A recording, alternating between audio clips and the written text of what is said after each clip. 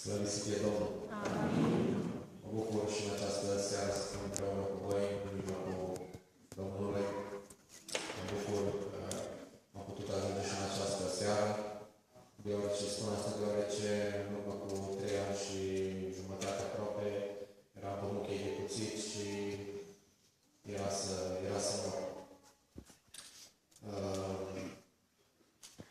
Mă numesc Șeștera Calin, am 23 de ani, sunt din Baia Mare, provin dintr-o familie de necredincioși, de ortodoxi, practic, niciunul întors la Domnul, numai eu. Și vreau să mă mărturisesc cum Dumnezeu a lucrat în viața mea, cum Dumnezeu mi-a schimbat viața și cum m-am întors la Domnul. Când eram mic, practicam multul de performanță. Aveam un hobby, sportul, îmi plăcea, eram foarte activ, îmi plăcea să fac mișcare, nu plăcea să stau într-un loc. Nu aveam astâmpăr, să zice.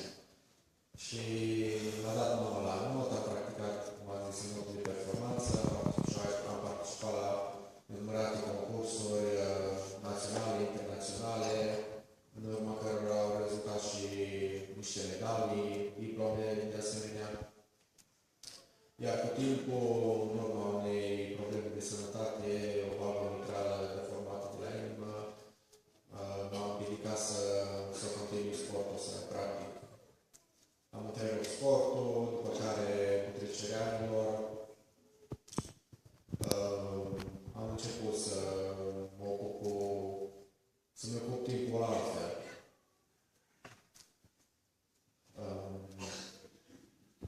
Am început să umblu mai mult pe alte chei, cum s-ar zice. Am început să iau țigara la mine, să încercel și hobby-ul meu, următorul hobby care ăsta și dorința care o aveam în inimă era să plec în străinătate, să fac un viitor mai bun, pentru că aici nu am avut posibilitate și nu am avut condițiile. Spun asta pentru că familia în care am crescut nu mi-au putut acorda strictul necesar.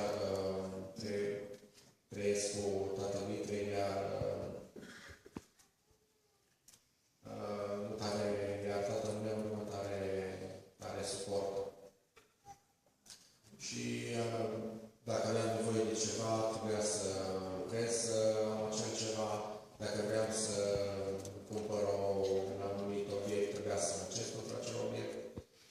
Și în urmă practic în 2010, în luna decembrie, 1 decembrie, am avut ocazia să plec în Portugalia, iar când am aflat că pot să pășesc cu plaierele străine, am avut o bucurie așa în inimă încât am zis că, wow, trebuie să merg și eram foarte entuziasmat, eram foarte bucuros, pentru că acolo puteam să lucrez, să practic fac un viitor mai bun.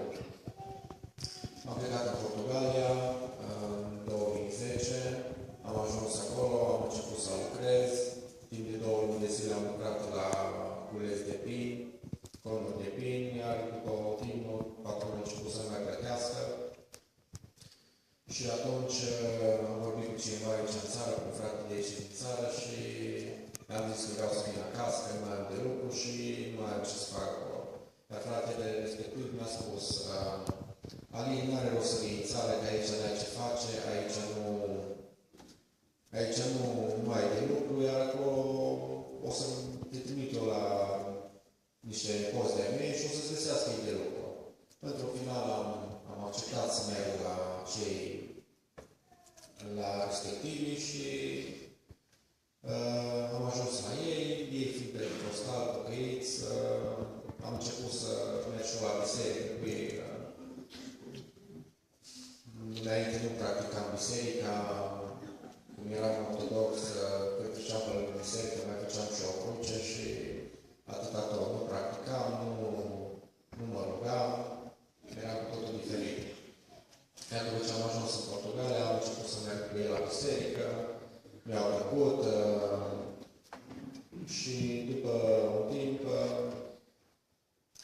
Eu tot puteam cercel. Când mergeam la biserică, vedeam cercelul jos, când ieșeam de la biserică, puneam cercelul înapoi. Asta nu au o perioadă de timp. Într-o seară când am mers la biserică, mi-am dat cercelul jos și așa a fost planul Domnului și voia Domnului ca să pierd închizătoare. Am pierdut închizătoare, atât am căutat pe jos, n-am găsit-o, am mers mai departe. Tot așa și cu cercelul. Într-o seară am mers la biserică, mai puneam cercelul așa fără închizătoare, după ce am mers seara și așa într-o seară la biserică, îmi dat cercelul jos, pe când l-am dat, am vrut să pun înapoi, nu l-am mai găsit. Banii mi-am să cumpăr altul și așa a fost și am scăpat și chiar. După un timp, când mergeam la biserică, a fost invitat un frate de aici din România, practic din Timișoara, și prin el, la sfârșitul predicii, a făcut o chemare în față. A spus, cine vrea să vină să se roage pentru ei, să iasă în față. Am ieșit eu, un băiat și încă două fete. La sfârșitul predicii, fratele meu mi-a mărturisit și mi-a mărturisit nouă celor care eram în față, că cu mine și cu băiatul respectiv, Dumnezeu are o lucrare mare de făcut. Nu am dat importanță acelei lucrări, nu am știut despre ce e vorba și cumva m-am îndepărtat de biserică, mi-era cumva așa, mi-era jenă cumva să mă duc să zică frații că nu, acum ce facem? Te pocăiești, nu te pocăiești. Și mi-era cumva să nu mai întrebe și m-am îndepărtat. După aia, după ce au trecut vreo 2 săptămâni de la acea lucrare și m-am mutat în alt oraș unde urma să încep într-o parte, urma să încep un lucru în alt oraș. Am mers în acel oraș, m-am mutat acolo și după 3 zile am semnat contractul de muncă pentru acea firmă la care urma să lucrez. Asta a fost într-o vinie. Cam la ora 12 am semnat contractul și de sâmbătă urma să încep munca propriu-zisă la acea firmă. Profitând de ocazie că persoanele care eram respectivi la care m-am mutat nu au să vină în țară și am profitat de ocazie și am zis, bun, hai să mergem la Ocean să facem baie, să petrecem un pic de timp împreună. Dacă ei urmau să vină în țară, eu urma să încep lucru. Am profitat de această ocazie, era și o zi călduroasă, practic era 1 iulie. Am mers la Ocean, am ajuns la Ocean acolo și am intrat în apă. Am început să facem baie, să ne distrăm, să notăm și după un timp am ieșit pe plajă să mă relaxez, că eram obosit, cum am notat și am stat pe plajă. După un timp am hotărât eu cu un băiat și cu o fată să intrăm iarăși în apă. Am zis către ei, Marius, așa cum a băiat și cu respectiva domnișoară, am zis să ne ține de mână și să fugim pe plajă, să fugim în apă. Dar înainte de asta, mi se pare că ori în acea zi, ori înainte cu o zi sau două, am vorbit cu Marius, băiatul respectiv, și am zis, Marius, ce pot eu să pățesc în apă? Eu care sunt obișnuit cu notul, eu care sunt obișnuit cu atâția ani din nou, ce pot eu să pățesc în apă? Și am ajuns atunci la Ocean și am vrut să fugim toți 3 de mână în apă, să ne dăm greață, să notăm iarăși. Dar n-a fost așa, ei n-au vrut și am fugit singur. Am fugit pe plajă, am fugit și prin apă să-mi dau greață și am văzut că vine un val. Când am venit acel val, i-am făcut un salt peste, am sărit peste val cu mâinile și apa fiind mică, cam 1,5 de metru, am dat cu capul de nisip, mâinile mi s-au dus peste nisip, mi s-a băgat bărbia în piept și am simțit o cuvântură în zona cefei. N-am știut ce s-a întâmplat, am crezut că doar am amețit, am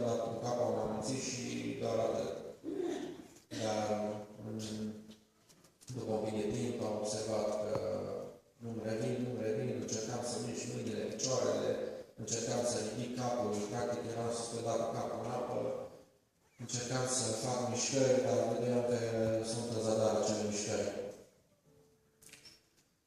Și nu am avut altă soluție decât să merg spre Domnul, să mă rog. Am văzut că cei din jurul meu, adică cei care erau pe plajă, nu vineau să mă ridice, nu știu ce am împățit, au crezut că mă joc. Și am început să mă rog și spuneam, Doamne, nu mă lăsa. Nu mă lăsa și ridică-mă, nu mă lăsa să pierd. Și tot m-am rugat și la un moment dat mă vedeam într-un sicriu, mă vedeam cum Dumnezeu, cum părinții mei o să reacționeze când o să mă duc acasă, cum o să mă duc acasă. Și îmi făceam fel și fel de griji, dar am tot stăruit și m-am rugat și în timp ce mă rugam, am văzut într-o dată o mână albă care m-a prins de umăr și m-a scos dintr-o groapă întunecată. Iar după aceea a venit băiatul Marius, m-a ridicat din apă și m-a prins, m-a ridicat, practic m-a de piept, cât să stau cu capul afară și i-am zis, Marius, nu mă mai lăsa că nu mai pot face nimic, mi-am pus coloană. Am știut ce mi s-a întâmplat, eram, înainte să vină el, simțeam deja că îmi dau lucru, că nu mai pot face nimic, că amețesc și următorul pas să mor. Și mărturisea Marius, băiatul respectiv, că așa a trecut un gând prin minte să vină să facă pe Salvatorul, să vină să facă pe Salvamar. Iar când m-a ridicat, a încercat să mă scoată afară, nu putut singur. Mă cunoaște pe fratele lui și m-a scos pe plajă afară. După ce m-au scos pe plajă afară, era acolo și încă domnișoara respectivă pe care am vrut să alergăm pe plajă în apă. Psalmul 40, versetul 1 și 2, 1, 2 și 3, te rog să afișez.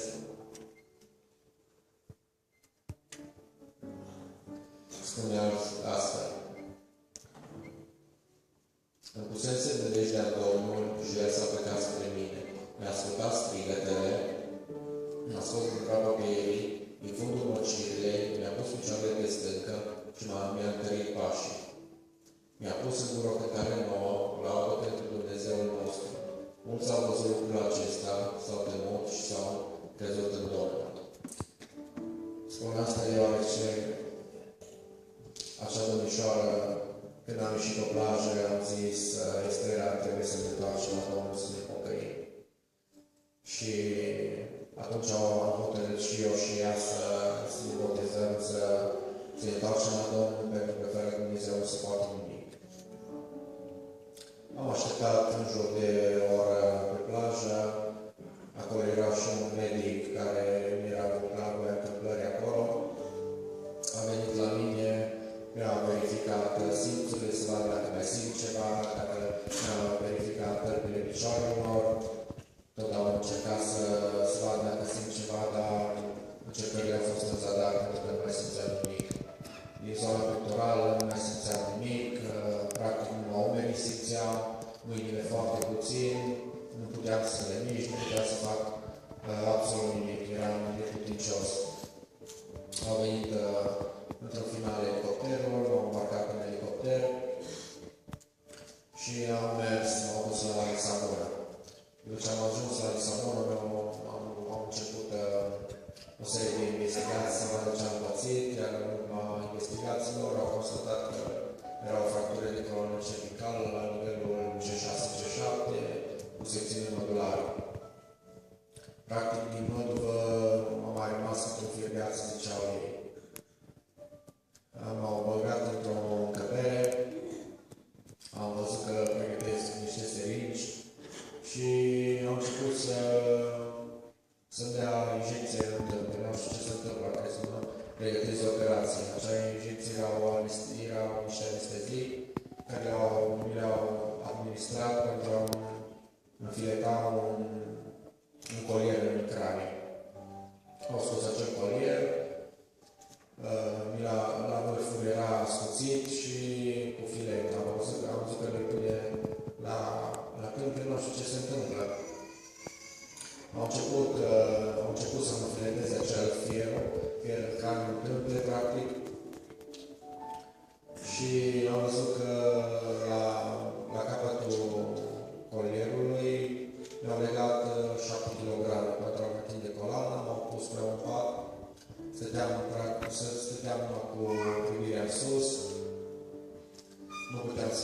absolut nimic. Am întins, stăteam numai pe spate.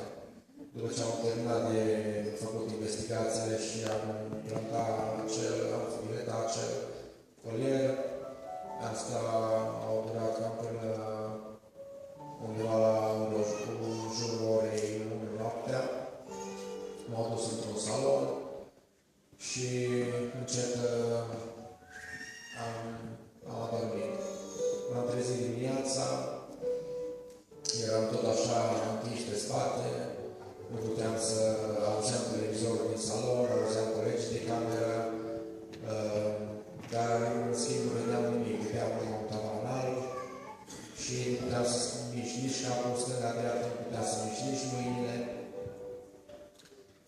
Când eram bine, sănătos și umblam, nu priveam în sus, dar Dumnezeu așa mă pus încât să privesc doar în sus, să nu mai privesc nici în stânga, nici în dreapta, și să privesc pe el. Era un tavan alb, țin minte și acum. Și tot stăteam și pe acel pat, dimineața veneau, mă întorceau, îmi puneau o targă peste mine, mă înfiletau la cap și jos la picioare și mă întorceau cu fața în jos pentru a face igiena. Nu puteam să stau mult timp cu fața în jos, deoarece mă sufocam, mușchii abdominali nu mai lucrau, mușchii pectorali iarăși nu mai lucrau, nu puteam să respir bine și mă sufocam. După ce am terminat de făcut igiena, mă întorceau invers și iarăși până în următoarea zi, numai cu capul sus, privind la tavanul alb.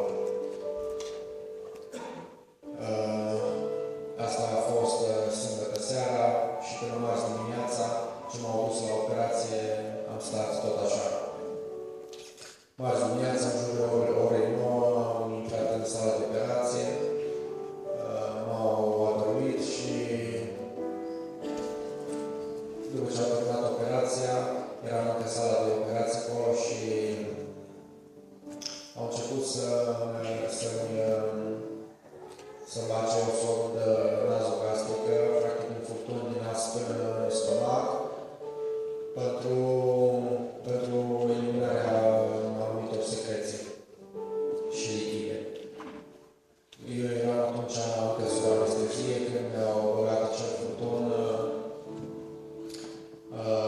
am tot ieșit din anestezie, știu că mi-erau ochii foarte tulburi și acolo am crezut că a doua oară că o să mor. După ce m-au scos din sala de operație, m-au dus la supraveghere, în sala de supraveghere și în următoarea zi m-au dus înapoi în sală. Mi-au făcut acea operație și după 2 luni jumate de stat în spital au început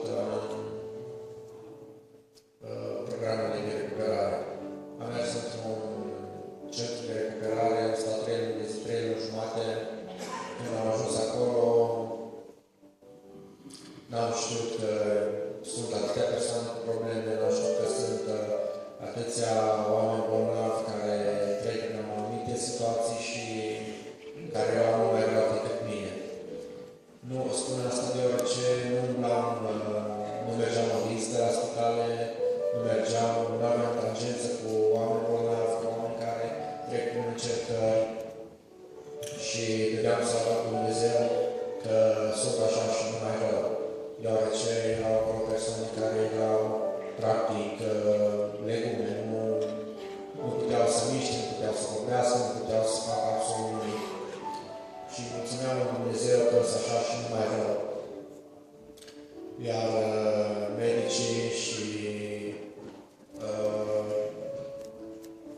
psihologii care erau acolo încercau să mă convingă că voi rămâne toată viața așa, în scaun cu rotile și eu încercam să râd de ei și ziceam, nu e adevărat că eu am un Dumnezeu mare care poate. Și tot încercau și nu am reușit să mă convingă.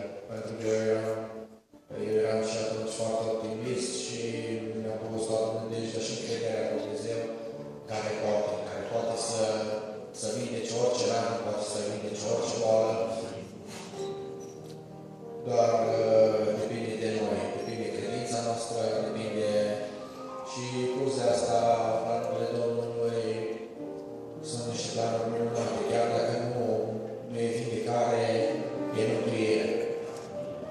Dumnezeu, chiar dacă nu vindecă boala trupească, poate să mântească sufletele. Și mulțumesc Domnului că nu s-a descoperit, mulțumesc Domnului pentru această încercare, pentru această lucrare care a îngăduit-o peste mine, să lucreze cu mine, să lucreze prin mine, să lucreze cu mine. Și mă simt onorat și îi dau slavă Domnului că El m-a pus în acea stare, chiar dacă mi se pare ciudat că spun asta, dacă nu era așa, poate era mai rău. Îi mulțumesc Domnului pentru toate, îi mulțumesc că mă întărește pașii în înțelegere Lui, îi mulțumesc că îmi dă putere zi de zi să merg mai departe, să dau slavă Domnului așa cum sunt. Pentru că înainte mă credeam stăpân pe mine. Mă credeam că eu pot face totul, eu credeam că toate sunt așa, că eu pot, eu merit, că e și normal să umbli, e și normal să te trezești dimineața, să mergi să-ți iei o apă sau să mergi, să te îmbraci, să mergi la lucru. Dar nu e așa, pentru că Dumnezeu e Cel ce dă putere, Dumnezeu e Cel ce ne trezește în fiecare dimineață. Dumnezeu e Cel ce ne poartă de grijă. De aceea vă spun și mă mărturisesc, să nu vă credeți în voi, să vă credeți în Dumnezeu, unicul Dumnezeu, Cel ce poate, Cel ce mântuiește, Cel ce dă vindecare și eliberare.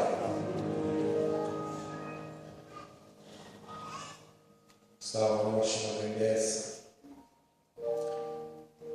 cum eram înainte, cum nu știam de Dumnezeu, cum umblam pe căile lăturalnice, cum nu mă interesa, nu umblam la biserică. Dar acum, de multe ori îmi doresc să ajung la biserică și nu pot, deoarece n-am cu cine. N-am cine să mă ajute de uneori. Dar dau slavă Domnului și mulțumesc pentru persoanele care sunt alături, pentru cei ce mă poartă în rugăciune. Vă mulțumesc în numele Domnului. Dumnezeu să vă binecuvinteze. Și mulțumesc lui Rare și mulțumesc lui Andrei, celor care mă ajută să ajung la biserică. Nu e ușor. Nu e ușor ca să vrei și să nu poți. Să vrei să faci un lucru și să vezi că nu poți face. De aceea profitați de ocazie, profitați că se poate veni la biserică. Când e zi de biserică, nu neglijați această zi. Veniți la biserică, să nu ajungă ziua în care să vreți să nu puteți. Pentru că e greu. E greu să știi că îți dorești un lucru, îți dorești să fii în casa Domnului și nu poți.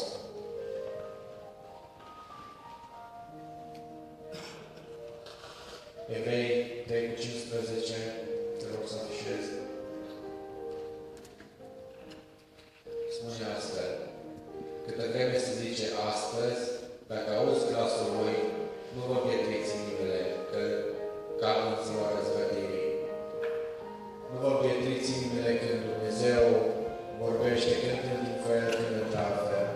Când printr-o vedenie, când printr-o vis de noapte, când printr-un frate, când printr-o soră. Și răspundeți chemării Lui, răspundeți că lângă Dumnezeu e bine. Răspundeți, nu ezitați să veniți și să vă închinați Lui. Să nu vă fie rușine. Să nu vă fie rușine cu Dumnezeu. Rușine să vă fie când călcați pe căile lăturalnice. Să știți că Dumnezeu e Iisus și veghează. Orice pas veghează. Și oriunde te-ai aflat și oriunde vei merge, să știi că Dumnezeu e asupra ta. Nu te uita în stânga și în dreapta, că e cineva, că nu e cineva. Uite-te sus, că sus tot timpul e cineva. Dumnezeu care veghează asupra noastră. mulțumesc domnului pentru toate